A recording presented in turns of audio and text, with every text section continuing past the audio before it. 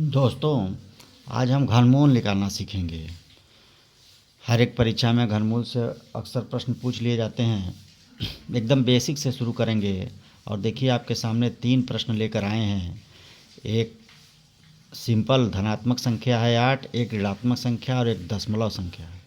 तीनों का घनमूल निकालना सीखेंगे इसमें कि कैसे हम इसका घनमूल निकालते हैं। तो देखिए घन क्या होता है, हम गुणनखंड विधि द्वारा निकालेंगे और यह घनमूल निकालने की गुणनखंड विधि है और सबसे आसान विधि यही होती है घनमूल निकालने की गुणनखंड विधि। हम 8 को लिख सकते हैं 2 गुणे 2 गुणे 2। इसका मतलब 2 की घाते 3। 8 बराबर 2 की घाते 3, यानी 8 का ये 2 गुणे 2 गुणनखंड है। इसमें जैसे हम वर्गमूल में 2-2 का जोड़ा बनाते हैं तो घनमूल में हम 3-3 का जोड़ा बनाते हैं।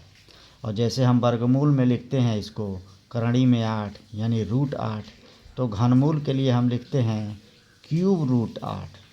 क्यूब का मतलब घन होता है और घन का 3 से संबंध होता है, इसलिए इसको क्यूब √8 लिखते हैं। अब क्यूब √8 यानी 8 का घनमूल क्या हो जाएगा, तो जो बेस में है 2 हो जाएगा और ये क्या होगा, यही इसका आंसर होगा। कोई पूछ दे कि 2 का घन अगर 8 के बराबर है तो 8 का घन मूल 2 के बराबर होगा और एक दूसरे से ये कोरिलेटेड होते हैं, अंतर संबंधित होते हैं। ठीक उसी तरह दूसरे प्रश्न पे आइए। ऋण 64 को हम क्या लिख सकते हैं, ऋण 4 गुणे ऋण 4 गुणे ऋण 4। ध्यान दीजिए, यानी हम लिख सकते हैं इसको ऋण 4 की घाते 3। तो अब जो है ऋण 4 का जो घन है मतलब क्यूब है वो ऋण 64 के बराबर है।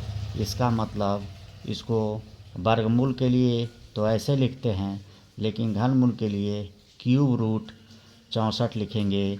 और इसका अगर ऋण 4 का घन ऋण 64 है तो ऋण 64 का जो घन मूल होगा वो कितना हो जाएगा, ऋण 4 हो जाएगा। तो ये एक दूसरे के कोरिलेटेड होते हैं। अगर 4 का ऋण 64 का घन ऋण 4 का घन ऋण 64 के बराबर है तो 64 का ये घन मूल होगा, घन मूल। और यही क्या होगा, यही हमारा आंसर होगा। कि कोई पूछ दे कि ऋणात्मक संख्या का घनमूल कैसे निकालते हैं, तो ऐसे निकालते हैं।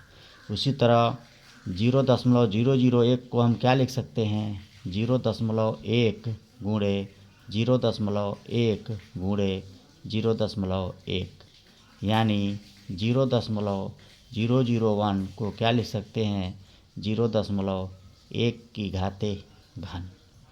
अब इसका घनमूल निकालना है तो हम लिख सकते हैं इसको क्यूब √0.001।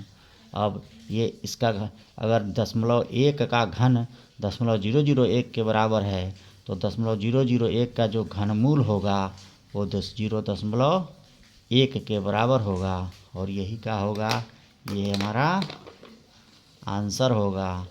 और इस तरह हम धनात्मक संख्या का, ऋणात्मक संख्या का या दशमलव संख्या का घनमूल निकाल सकते हैं गुणनखंड विधि से। चलिए आगे आइए और एक दो प्रश्नों को हल करेंगे और बिल्कुल घनमूल निकालना सीख लेंगे। Thank you for watching.